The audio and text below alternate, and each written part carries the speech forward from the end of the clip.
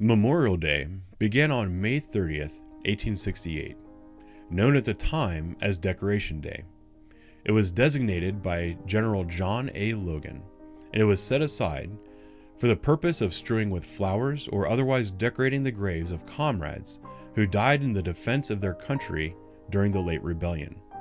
And those bodies now lie in almost every city, village, and hamlet courtyard of the land. This was done to honor the fallen of the Civil War. Decoration Day took on new meaning after World War I and the wars that followed. Decoration Day remained on May 30th until 1971, when Memorial Day was officially signed into law, making a federal holiday the last Monday in May every year. Memorial Day over the years has meant a lot of different things to a lot of different people. For some, it's a 3-day weekend marking the beginning of summer or the end of a school year. For others, it's a cookout or a sale at the used car lot. And even for some, it's the opportunity to participate in the Murph Challenge workout to see if they can beat their time of the previous year. Growing up, I remember the meaning of Memorial Day evolving as I matured. As a young Boy Scout, I remember going to the cemetery to place flags on the graves of veterans, and then collecting those flags and properly disposing of them. I remember walking the Memorial Day parade with the local American Legion post and seeing these old, crusty Vietnam vets in their olive drab uniforms. The thought of seeing those men as old makes me laugh today, because I'm currently the same age as many of those vets who I once thought were old and crusty. As I got older, my participation on Memorial Day changed, once again as I marched in the parade as a member of the high school marching band. We played a medley of various military marches. It gave me a sense of pride that we were honoring the history of America's fighting men and women. We would stand silently in the cemetery and listen to speeches and prayers commemorating the day, then finish the ceremony with a solemn song followed by taps, then march quietly out of the cemetery. Yet I still don't think I knew the true purpose or meaning of Memorial Day. I then joined the Army and still didn't know the true meaning of the day. I remember one day I was working at a checkpoint in Fort Bragg in 2001. An old man and his family came to visit. They brought us some food and some coffee I can't quite remember.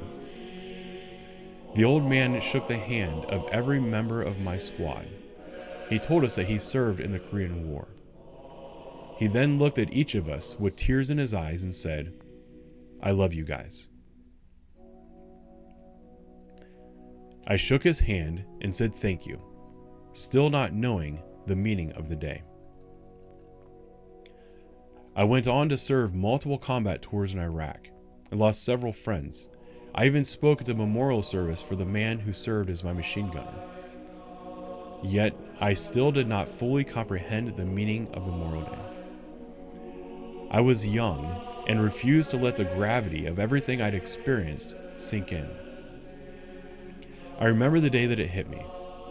I hadn't been home for long, and one of my friends, a fellow veteran, invited me to his hometown for the Memorial Day parade. We stood on the sidewalk of this small town and watched the parade pass by, then followed it to a cemetery for a short memorial. We stood in the cemetery and listened to the keynote speaker, a full-bird colonel in the Army Reserves who was about to retire.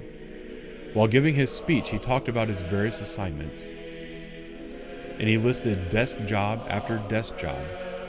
Not once did he serve in combat. I was angry. It was that moment that the true meaning of Memorial Day hit home for me.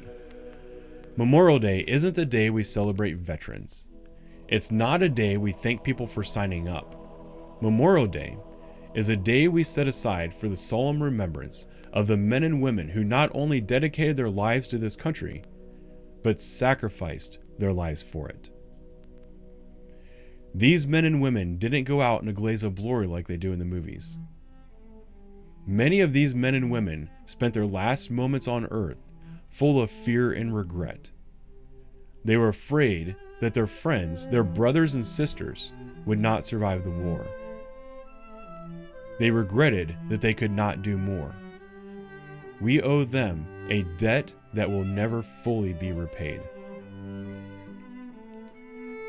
I've lost more friends in the last 20 years than I can count. My friend Todd died while we were in Iraq. I spent 14 days walking up and down the banks of the Tigris River looking for his body. I've had friends in a helicopter that were shot down, and their execution was broadcast on the internet.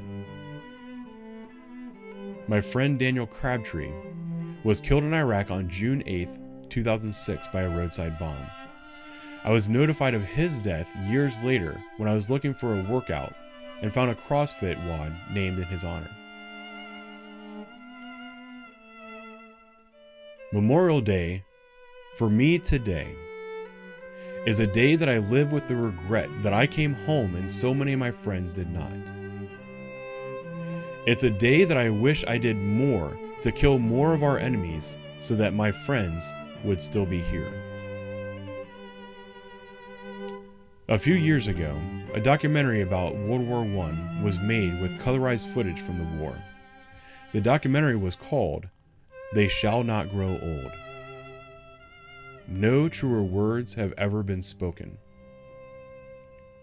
With each day that passes, I continue to grow older, yet my friends do not.